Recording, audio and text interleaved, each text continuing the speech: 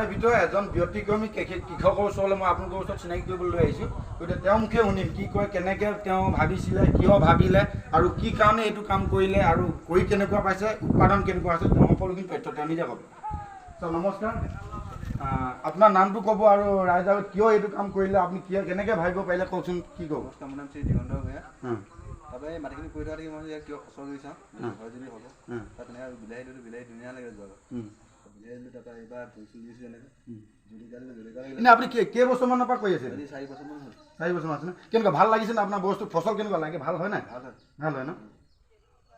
আচ্ছা, আৰু এনে কেনেকৈ ভাবিব পাৰিলে কেনেকৈ যে এইটো তাৰপৰা তালৈ আপুনি দিম বুলি ভাবি কেনেকৈ? কোনো বাঁহতো ইমান প্ৰয়োজন নহয়, ধৰক বাঁহ এডাল দিছে আৰু ইফালে তললৈ এনেকৈ পথালি বাঁহ এডাল দিছে। কেনেকৈ ভাবিব পাৰিলে এইটো কৰিব পাৰিম? পাইছোঁ তেনেকৈ ডিমাগে ঢুকি পালেগৈ ন?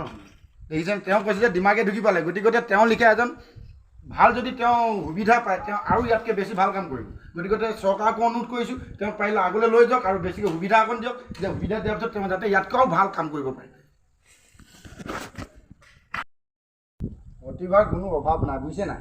প্ৰতিভা এনেকুৱা হয়, কোনো কাৰো প্ৰতিভা কোনো লুকুৱাই ৰাখিব নোৱাৰে। তাৰ মাজত সেইটো কাৰণে আজি আপোনালোকৰ মাজলৈ এজন আজি ব্যতিক্ৰমী খেতিয়ক লৈ আহিম।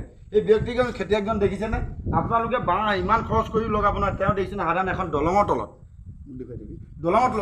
তেওঁ খেতি কৰি জীৱিকা উৎপাদন কৰি আছে। নালাগে এতিয়া।